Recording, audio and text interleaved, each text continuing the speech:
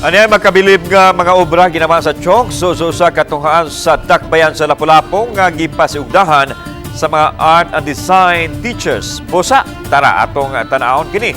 Pinaagi ni Mark Rigi Ampelia.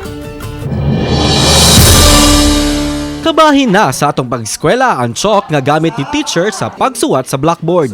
Matag suwat sa mga magtutudlo gamit ang chalk, laing kahibawo ug impormasyon usab ang atong nakatunan.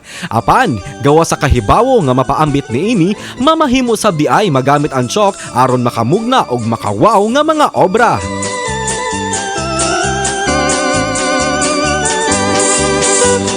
Usa lang kini sa makabilib nga mga obra nga gibida sa mga art and design students sa Look National Senior High School sa Dakbayan sa Lapu-Lapu diin makita ang dagway ni Jose Marie Chan. Gipasiugdahan sa mga magtutudlo nga sila Ken Arsolon ug Rigel Humawas ang maong art activities sa tinguha nga we have 2 years na nag-modular ang mga students namo. So, they are really deprived with expression. Kaya nagpabilin na in town sila sa Panimalay, mag-answer og module. So, karon nga ongoing ng face-to-face classes. So, amog yung gipaninguhaan nga ma-express nila ilang selves. Pasko ang ilang napiling tema sa i-chalk art aron mas mabati sa mga tinunan ang diwa sa nagkadoon nga kasaulugan taliwa sa krisis nga atong gisagubang.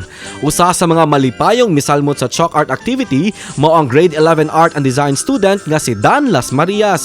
Gipadayag ni Dan nga dakong tabang ang nahatag sa chalk art kaniya isip usa ka artist baong tambag niya sa mga kauban ng artist. Continue lang jud ninyo tanan sa atong art because very important na as an artist nato nga ato ang mapagawas ang ato ang art and mapakita sa tanan ang ato ang self. Bisan kung dili hangtod sa hangtod nga magpabilin ang chalk art, ang importante nga mulungtad ang pahiyom og kalipay nga dala niini ngadto sa mga tumatanaw ilabi na sa mga tinun-an. Kauban si Clans Gabutin, Mark Regi Abella. Balitang Bisdak.